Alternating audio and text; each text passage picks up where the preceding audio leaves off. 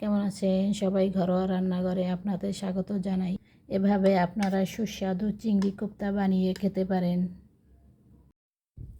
আজকে আমি বানাবো কুচো চিংড়ির কোপ্তা কারি। এখানে আমি 300 গ্রাম কুচো চিংড়ি নিয়েছি। আপনারা চাইলে বড় চিংড়িটাও নিতে পারেন। চিংড়ির মধ্যে আমি হাফ কাপ বেসন দিয়ে নেব।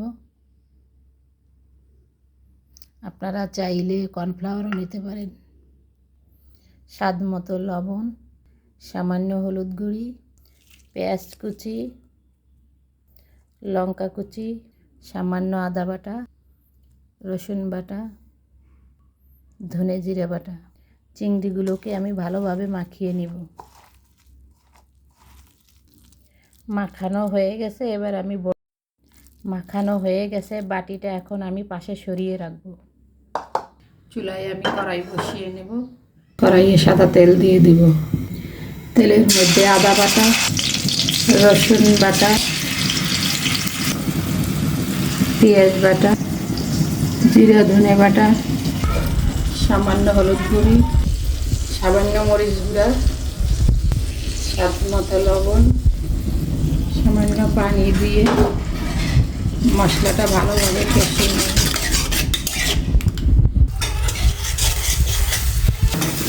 কষানো হয়ে গেছে, আমি এবার আরেকটু বেশি পরিমাণে পানি দিয়ে দেব। পানিটাকে ভালোভাবে ফুটিয়ে নেব। এভাবে আমি কোপ্তাগুলো বানিয়ে মশলার মধ্যে দিয়ে দেব। সবগুলো কোপ্তা আমি এভাবে দিয়ে দিয়েছি। এবার সিদ্ধ হওয়ার জন্য ঢাকা দিয়ে দেব।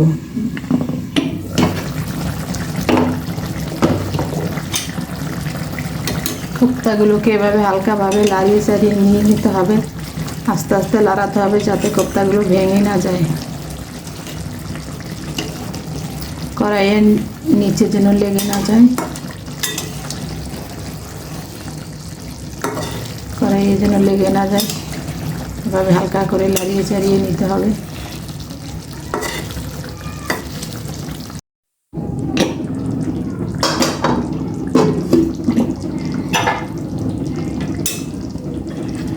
কোপ্তাগুলোকে ভালোভাবে লাড়িয়ে নিব যাতে ভেঙে না যায়। হালকাভাবে নাড়াবো।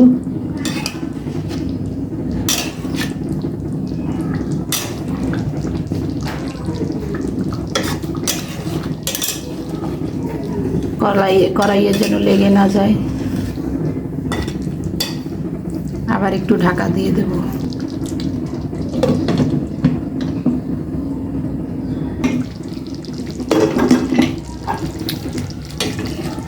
কোপ্তাগুলো হয়ে গিয়েছে, এবার একটু সামান্য গরম মশলা দিয়ে দেব।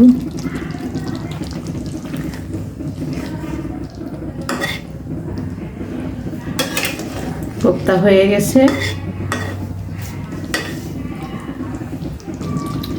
সামান্য ধনেপাতা দিয়ে আমি কোপ্তাটা নামিয়ে নেব। রান্নাটা ভালো লাগলে লাইক, কমেন্ট, শেয়ার করবেন, সাবস্ক্রাইব করতে ভুলবেন না।